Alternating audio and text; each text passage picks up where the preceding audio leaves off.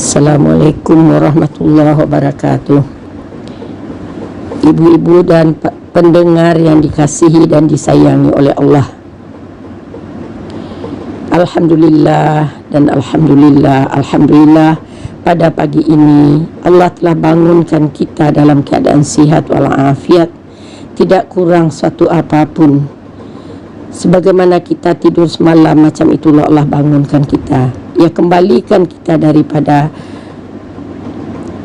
kembalikan roh kita selepas dia ambil, dia pegang roh kita tersebut. Maka kita boleh berjalan, boleh berbuat, boleh tersenyum, boleh ketawa, boleh bernafas dengan baik. Sudahkah kita bersyukur dan berterima kasih kepadanya? Adakah bangun pagi tadi kita ucapkan Alhamdulillahillazi ahyana ba'dama amatana wa ilaihin nusyur. Puji-pujian bagi Allah yang telah menghidupkan aku kembali selepas mematikan aku, dan kepadanya tempat kembali. Memang sewajarnya kita untuk mengucap Alhamdulillah dan berterima kasih kepadanya, karena dia penuh cinta dan sayang membangunkan kita dengan satu tujuan, yaitu untuk meneruskan kehidupan kita di muka bumi ini, untuk menambah amal dan kebajikan bagi kita, untuk memperbaiki kesalahan dan kesilapan kita, untuk menambahkan bekalan kita menemuinya di akhirat kelak. Dan kalau sekiranya kita berbuat sesuatu yang tidak disukainya, dan bila kita banyak dosa, maka Allah pun masih lagi bagi kita peluang untuk bertaubat kepadanya. Demikianlah sayang dan kasihnya Allah kepada kita. Pada pagi ini Ustazah akan membincangkan mengenai satu hadis qudsi, yaitu hadis mengenai bagaimana kasih dan sayangnya Allah kepada kita.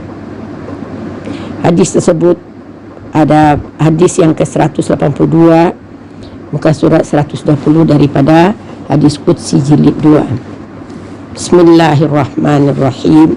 Berkata Ibnu Abbas radhiyallahu anhu bahwasanya Nabi sallallahu alaihi wasallam telah bersabda, Ya bena Adam, in zakartani zakartuk, wa in nasitani zakartuk, wa idza ata'tani fadhhab haitsu syi'ta, mahalla tuwalini wa uwalika, wa tusafini wa usafika, wa tu'ridu anni wa ana muqbilun alaik.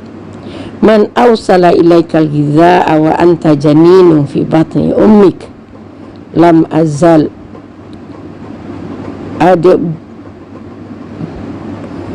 udabbira fika tadbiran hatta anfastu iradati fika, walamma akhrajtuka ila darid dunya aksartal ma'asi, ma hakadha jazaa'u man ahsana ilaik. Rawahu Abu Nasri Rabi'ah bin Ali al-Ajali warrafi' an Ibni Abbas.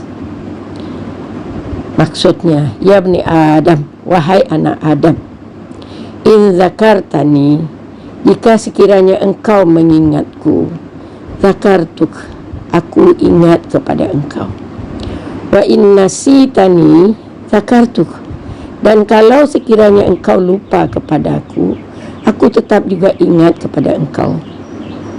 Fa iza ata'tani fadhhab haitsu syi'ta, mahalla tuwalini wa uwalik. Maka apabila engkau taat dan patuh kepadaku, fadhhab, maka pergilah engkau, haitsu syi'ta, ke mana saja yang engkau mahukan, di tempat mahalla tuwalini, di tempat engkau mematuhiku, walik, aku juga, dan aku juga patuh kepada engkau.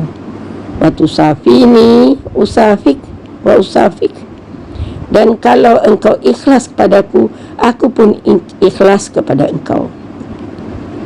Wa tu'ridu anni, dan bila engkau berpaling daripadaku, ingkar kepadaku, wa ana muqbilun alaik, dan aku tetap mengambil berat kepada engkau. Man awsala ilaikal ghidha wa anta janinun fi batni ummik. Siapakah yang menyampaikan atau memberi engkau makanan sedangkan engkau menjadi janin di dalam perut ibu engkau. Lam azal udabbiru fika, akulah yang sentiasa mentadbir, mengatur yang terbaik untuk engkau. Udabbiru fika tadbira, mengatur yang terbaik untuk engkau, untuk perkembangan engkau. Hatta anfastu iradati, sampai aku menyelesaikan iradahku kepada engkau. Falamma akhrajtuka ila dari dunia, maka tatkala aku keluarkan engkau ke dunia ini, aksartal ma'asi, sayangnya engkau banyak berbuat maksiat. Ma hakaza jazaa'u man asana ilaik, macam inikah balasan yang engkau berikan kepada yang telah berbuat baik kepada engkau. Rawahu Abu Nasir Rabi'ah daripada Ibnu Ali Al-Ajali dan Rafi' dari Ibnu Abbas.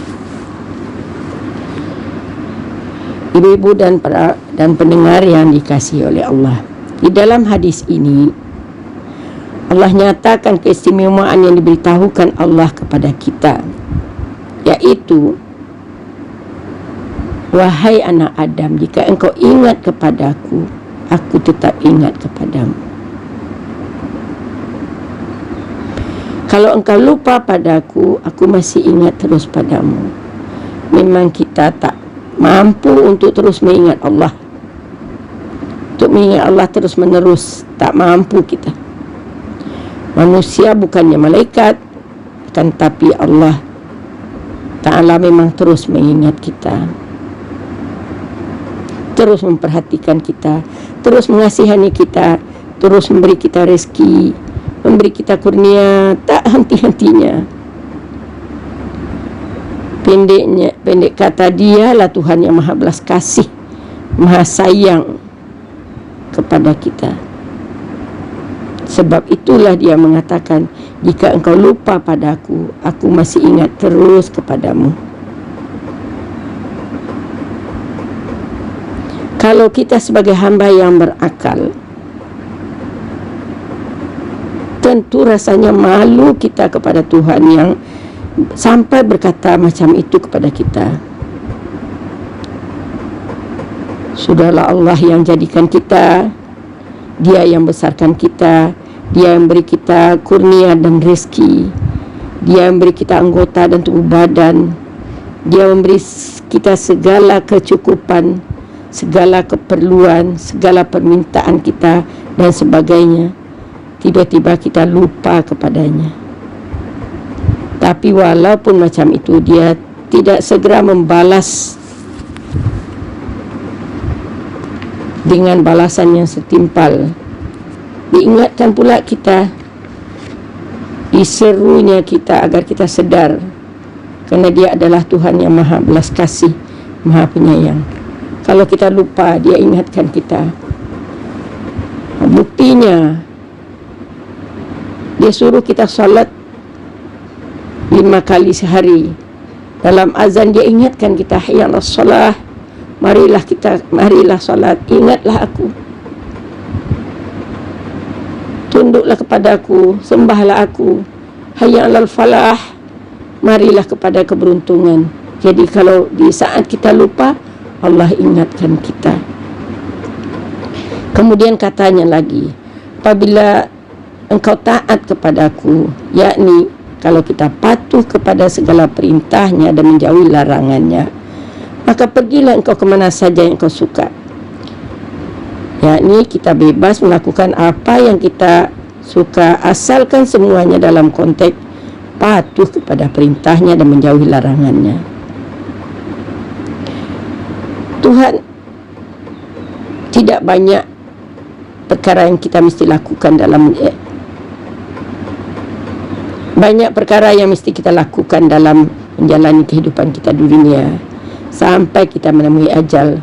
Semuanya boleh kita lakukan, tak ada halangan sama sekali, asalkan kita patuh kepada perintah Allah. asal kita tidak melewati batasan-batasan ditentukan oleh Allah. Itu pun tak mutlak. Ada kalanya kita terlanjur berbuat salah, terlakukan sesuatu yang berlawanan dengan syarat yang diberikan oleh Allah.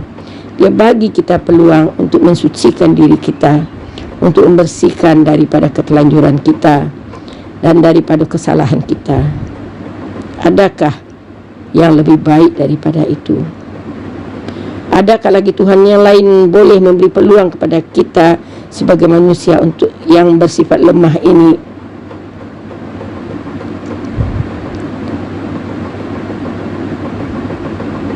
Hanya Tuhan Allah sahajalah yang bersifat maha perkuasa, maha pembalas kasih, maha sayang kepada manusia. Allah bagi kita merdeka untuk berbuat apa saja, nak jadi siapa saja, nak bercakap apa saja, nak makan apa saja, asalkan semuanya dalam konteks patuh kepada perintah Allah. Di mana saja kita berada, kita yakin bahawa di sana ada Tuhan, dan apa yang kita kerjakan, kita yakin bahawa Dia sentiasa melihat apa yang kita kerjakan. Apabila kita mengetahui bahawa di hadapan kita ada Tuhan, sudah tentu kita sebagai hamba-Nya mesti tahu bagaimana hendak meletakkan diri kita berhadapan dengan Allah. Tak patut kita untuk berlaku tak sopan kepada Allah. Tak patut kita melakukan sesuatu yang boleh menyebabkan Allah marah kepada kita.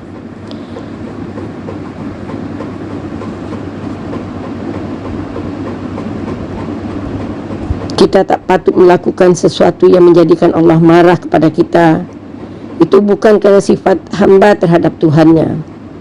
Kalau kita berhadapan dengan majikan kita, kita berhadapan dengan orang yang kita sayangi dan orang yang kita hormati, bukan main lagi adab dan sopan kita terhadapnya. Bahkan di belakangnya kadang-kadang kita puji dia, belakangnya kita sebut-sebut dia.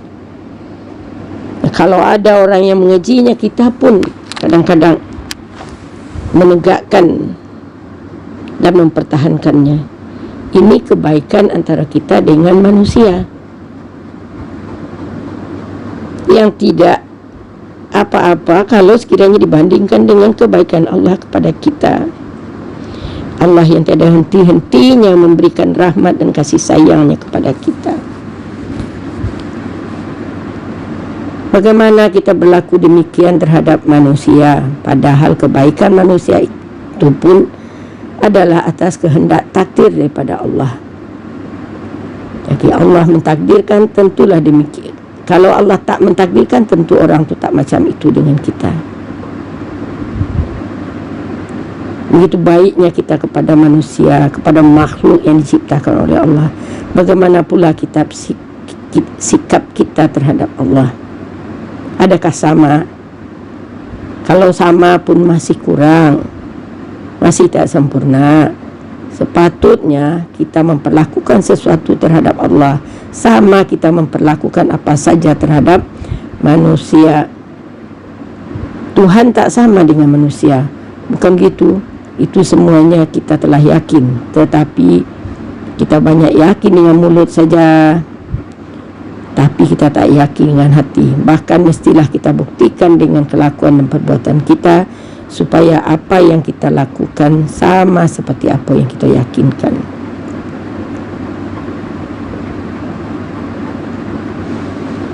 Sebab itulah Allah mengatakan di dalam firman-Nya ini, apabila engkau taat kepadaku, engkau patuh, aku juga mematuhimu. Dan engkau ikhlas kecintaanmu padaku, aku pun mengikhlaskan cintaku padamu.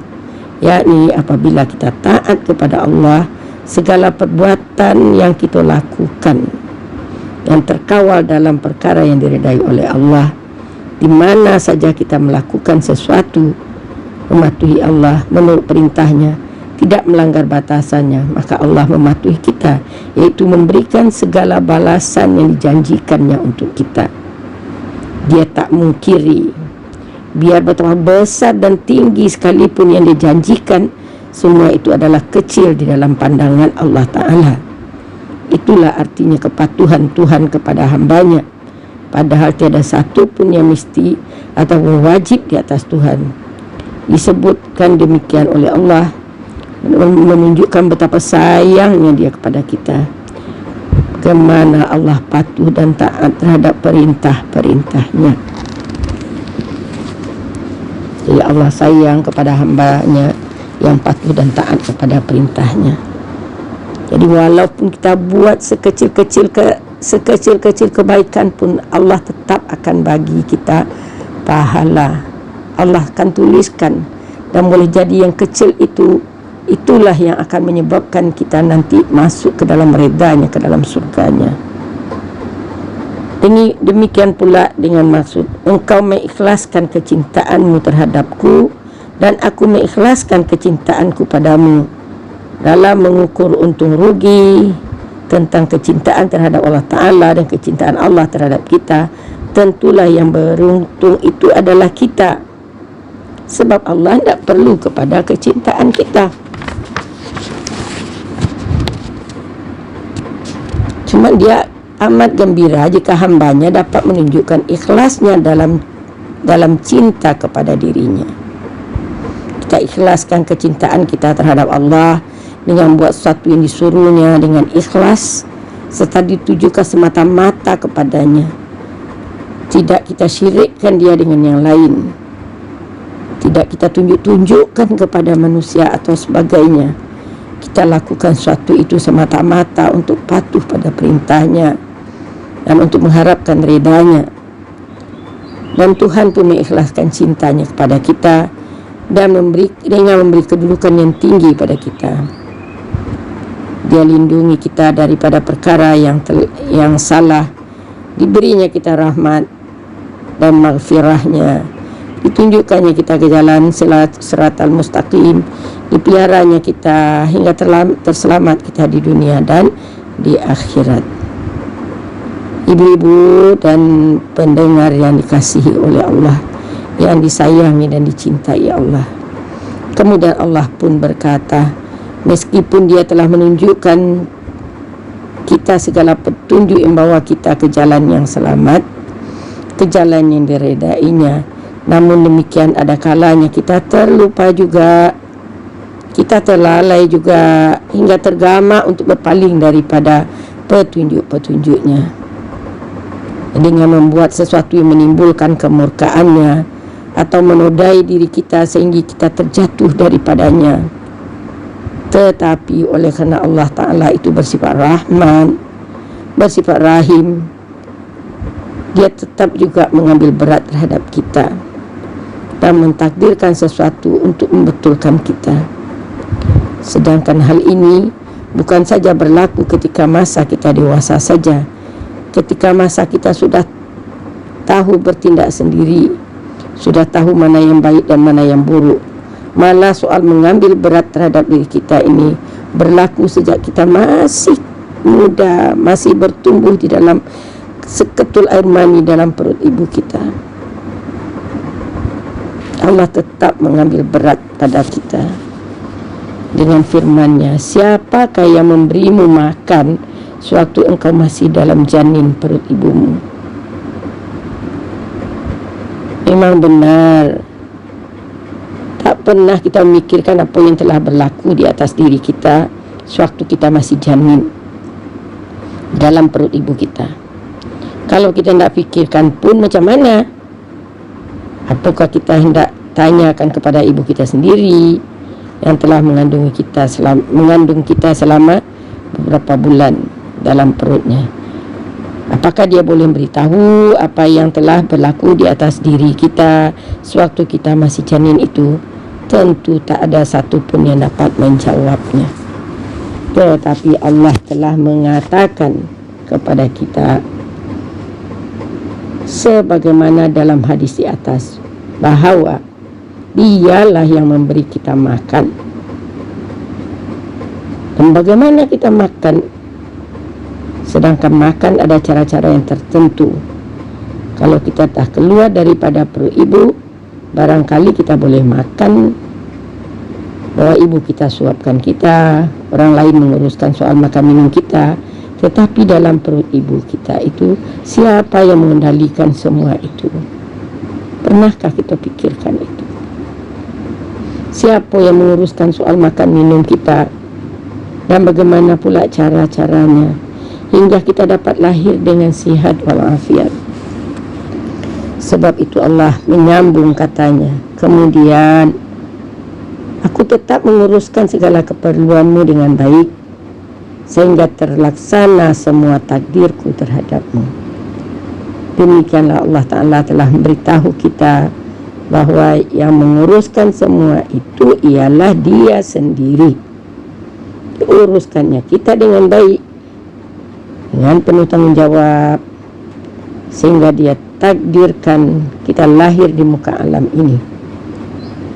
Kemudian segala urusan itu diambil alih oleh ibu bapa kita pula. Dan demikian itu juga adalah dengan takdir dan takhir daripada Allah Ta'ala. Sebab jarang sekali ibu yang mahu anaknya dibela oleh orang lain, melainkan di dalam keadaan yang terdesak oleh adanya sebab-sebab yang tidak dapat dielakkan lagi. Jadi kenapa ibu begitu sayang terhadap anaknya? Kenapa ibu rela bersusah payah untuk membesarkan anaknya? Dia tak mau serahkan pada orang lain. Itu adalah sifat kasih dan sayang Allah yang diberikan Allah kepada ibu bapa kita. Dalam pada itu pun mereka tak mudah dapat melepaskan anaknya begitu saja, melainkan dengan rasa pedih dan pilu yang sangat menyayat hati. Kemudian sudah itu mereka pun tidak dapat melupakan peristiwa itu sampai bila-bila pun. Kalau sekiranya mereka, ibu bapa kita, terpaksa serahkan kita pada orang lain, maka ibu bapa tak pernah melupakan kita. Ada kalanya sudah berpisah bertahun-tahun, perasaan kasih sayang masih, bila berpisah itu masih tetap ada di sanubari ibu dan ayah kita. Itu semuanya adalah dengan urusan daripada Allah Ta'ala. Kenapa masih sayang padahal sudah lama tak berjumpa dengan anak tersebut? Bagaimana kita telah berikan pada orang lain, tapi masih tetap juga kita sayang dan cinta terhadap anak itu. Jadi itu adalah semuanya urusan Allah. Adakah pernah kita fikirkan itu, ibu-ibu dan para pendengar, bagaimana sayang yang diberikan Allah terhadap ibu dan bapa kita dalam membesarkan dan mendidik kita? Tetapi kalau kita ditahan di dalam jail karena sesuatu kesalahan yang kita lakukan, jangan lama, satu hari saja pun kita akan ingat peristiwa itu. Dan segala yang berlaku di alam kita sewaktu di dalam jail itu, seumur hidup tak pernah kita lupakan. Malah kita akan memperkatakannya di mana-mana. Bagaimana cara kita mengendalikan urusan kita sehari-hari sewaktu kita dalam jail? Padahal sewaktu dalam perut ibu kita dengan waktu di dalam jail itu tidak jauh bezanya.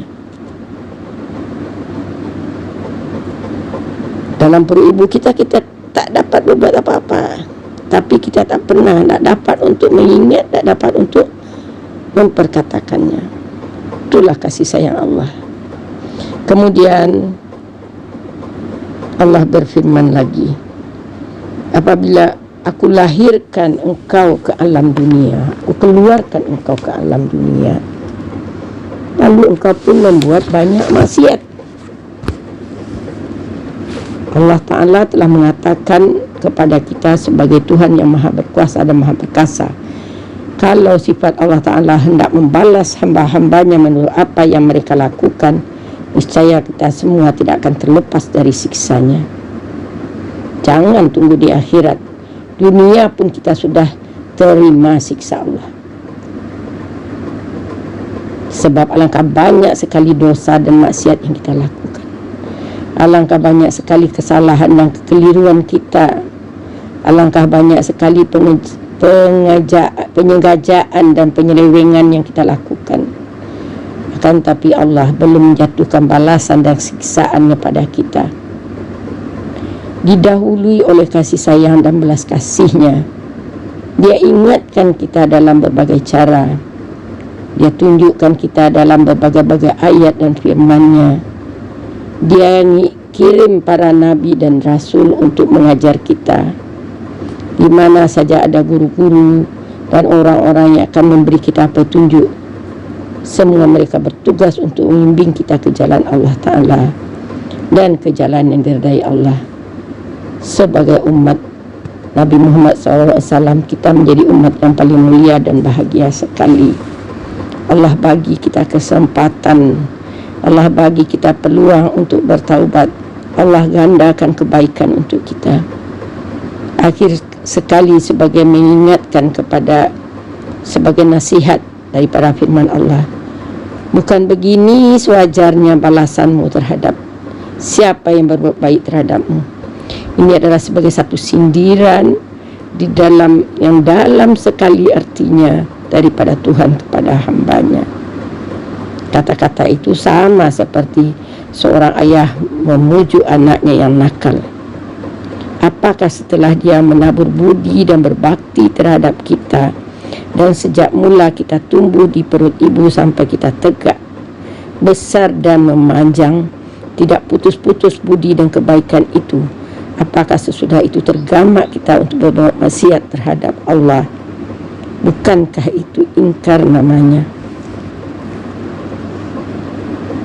Kalau terhadap manusia, tentulah kita tidak tergamak membuat salah terhadapnya. Biar kita jahat sekalipun, namun budi orang sedikit sebanyak tetap kita kenang. Orang yang buat budi yang berbaik kepada kita tetap kita sanjung dan kita hormati. Tetapi kepada Allah, pada Tuhan kita, bagaimana pula kita? Adakah kita memperlakukannya seperti itu juga? Cobalah kita fikirkan baik-baik. Kalau ada, alhamdulillah, dan cobalah tambah lagi ucapan tersebut. Sebab semua itu adalah untuk kebaikan kita sendiri.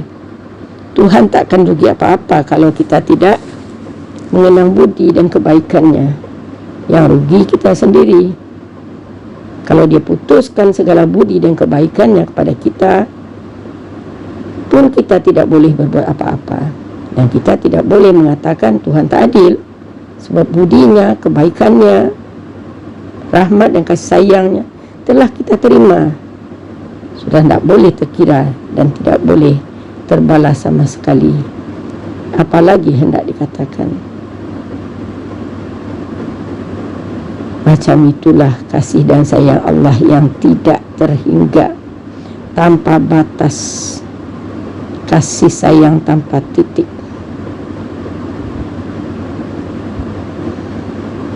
Kasih sayang yang berpanjangan sampai nanti kita berada di surganya juga dengan kasih dan sayangnya.